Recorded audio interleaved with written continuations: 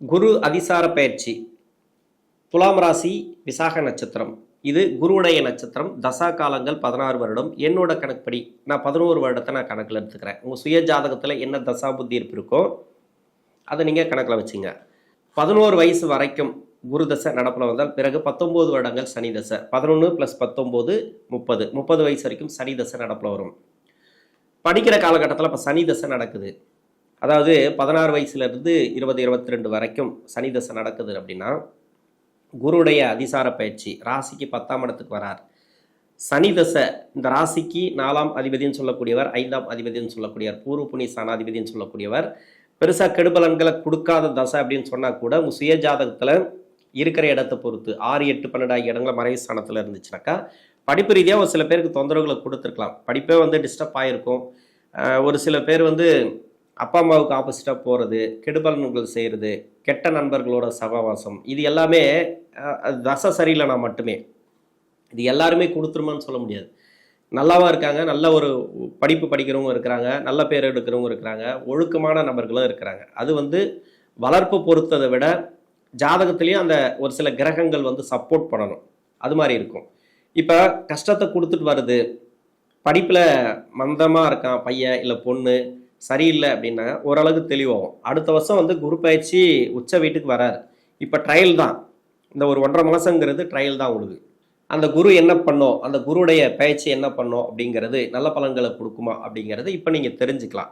இருந்தாலும் இந்த சனி பகவானுடைய தசை ஒரு சில பேருக்கு துளாராசியில் சென்ட்ரு பகுதியில் அந்த சுக்கிர புத்தி அப்படி நடக்குது இல்லையா, அது மாதிரி டைமில் இருக்கிறவங்களுக்கு மட்டுமே கொஞ்சம் ஜாக்கிரதையாக இருக்கணும்.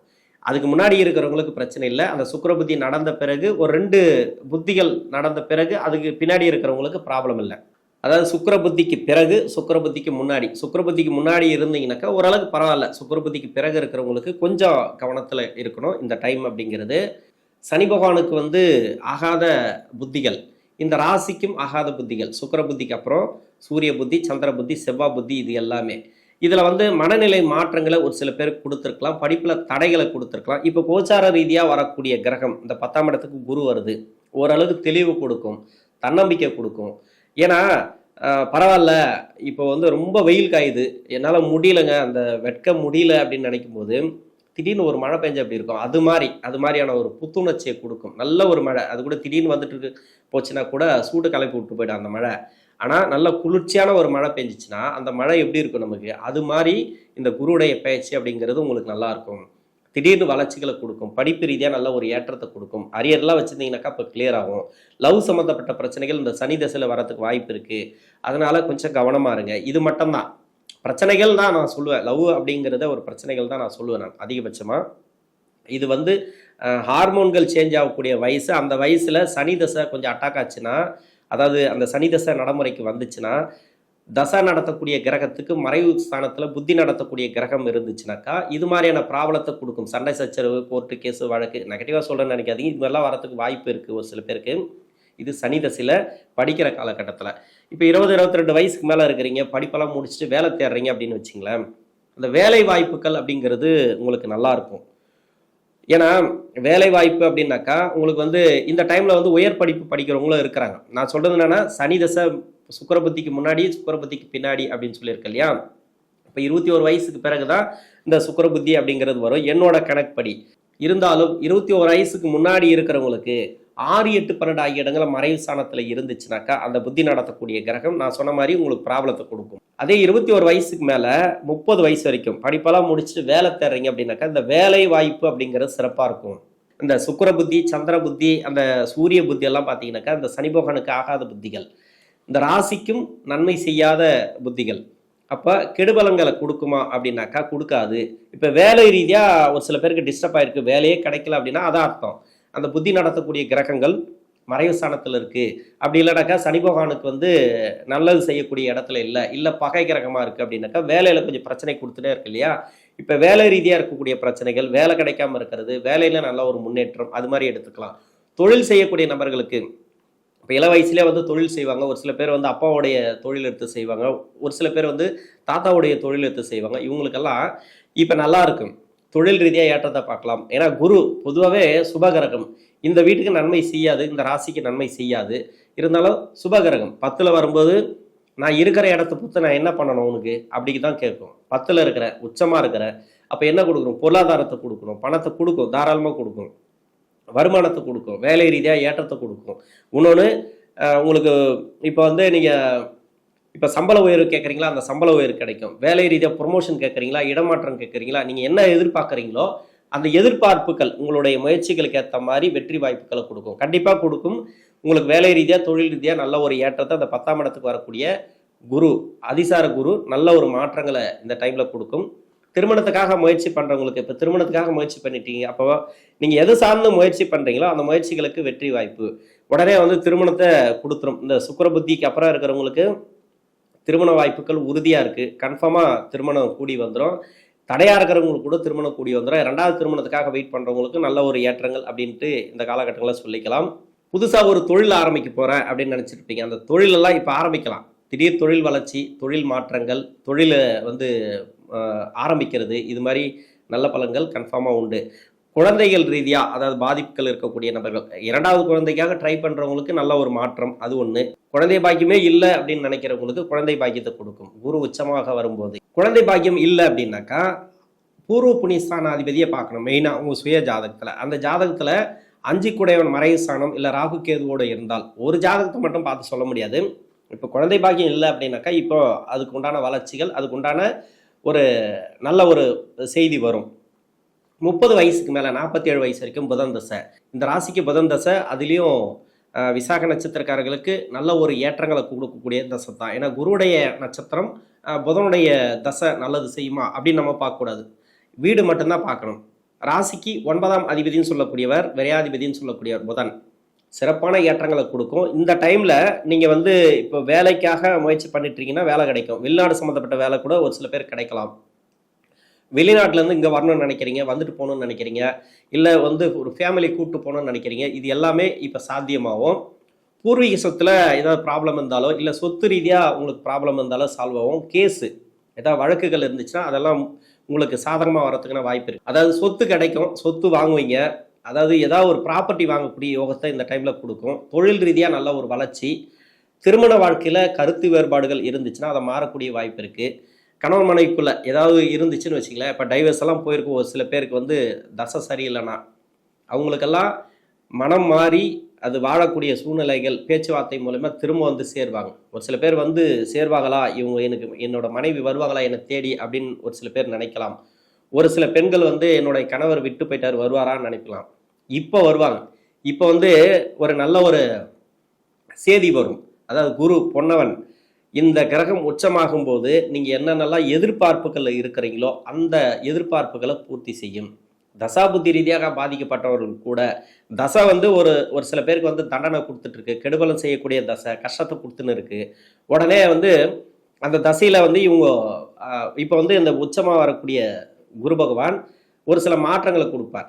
கஷ்டத்தில் இருக்கிறீங்கன்னா கஷ்டத்துலேருந்து தூக்கி விடுவார். இப்போ வேலை பிரச்சனைனாக்கா வேலையில் பிரச்சனை இருக்காது, வேலை மாற்றங்கள், இடமாற்றங்கள், இது மாதிரி குடும்ப ரீதியாக நல்லாயிருக்கும்.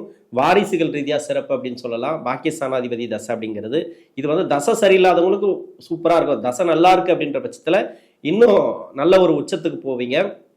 நல்ல ஒரு வளர்ச்சிகள் தான் இந்த புதன் தசையில். 47 வயசுலேருந்து 54 வயசு வரைக்கும் கேது தசை. கேது இந்த ராசிக்கு நான் எங்கே இருக்கணும் எல்லா வீடியோவில் இந்த 3 நட்சத்திரக்காரர்களுக்கு சொன்னது என்னன்னாக்கா, சூரியன் சந்திரன் வீட்டில் குருடைய வீட்டில் இருந்து தசை பண்ணால் கொஞ்சம் கவனமாக இருக்கணும். அவங்களுக்கு வந்து நிறைய கஷ்டங்களை கொடுத்துட்டு வரும். அது மாதிரி இருக்கக்கூடிய நபர்களுக்கும் கொஞ்சம் கவனமாக இருக்கணும்.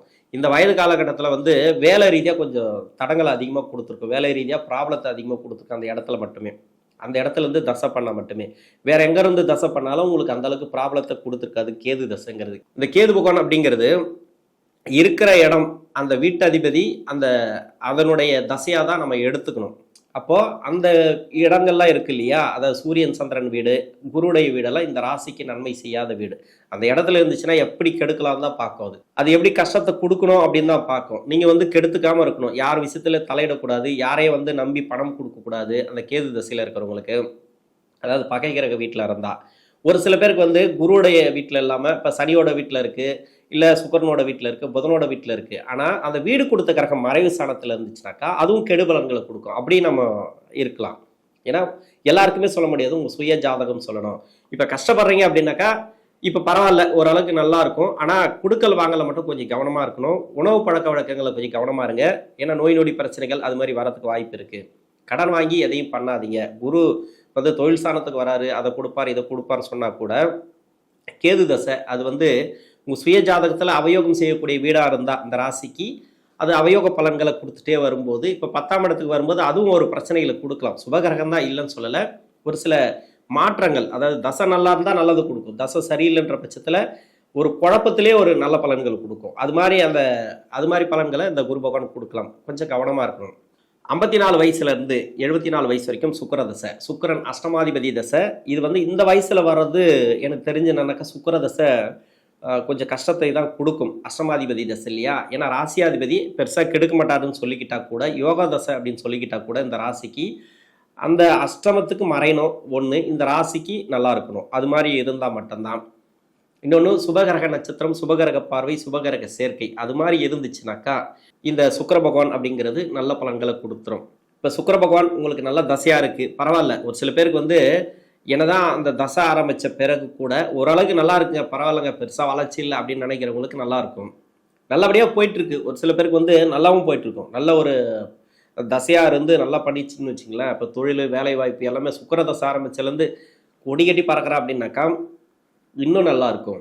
அந்த தொழில் ரீதியா நல்ல ஒரு ஏற்றத்த குடுக்கும். கஷ்டப்படுறவங்க, ரொம்ப கஷ்டப்பட்டுன்னு இருக்கிறேன். சுக்கிர தசையில எனக்கு வந்து சுக்கிர தசை ஆரம்பிச்சதுலேருந்து எனக்கு ஒண்ணுமே இல்ல. ஏன்னா அஷ்டமாதிபதி தசை. அது வந்து 2 பலன்கள குடுக்கும். ராசிக்கு உண்டான பலன்கள குடுக்கும். 8ஆம் அதிபதிக்கு உண்டான பலன்கள குடுக்கும்.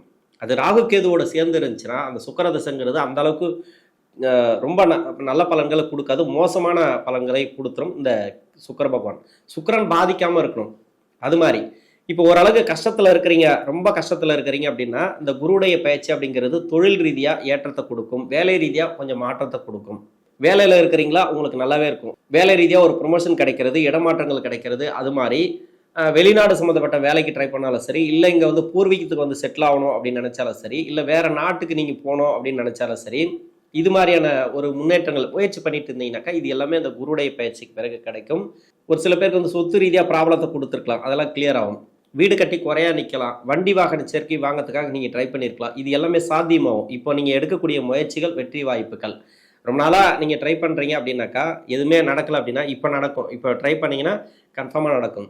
74 வயசுல இருந்து 80 வயசு வரைக்கும் சூரிய தசை, 80 வயசுக்கு மேல 90 வயசு வரைக்கும் சந்திர தசை. இந்த 2 தசையும் ஏன்னா ரிப்பீட்டட் வார்த்தை வரக்கூடாதுன்றதுக்காக நான் சேர்த்து சொல்லிடுறேன். இந்த 2 தசையுமே இந்த ராசிக்கும் இந்த லக்னத்துக்கும் அவயோக தசை தான். இது பெருசா நல்ல பலன்களை குடுக்காது.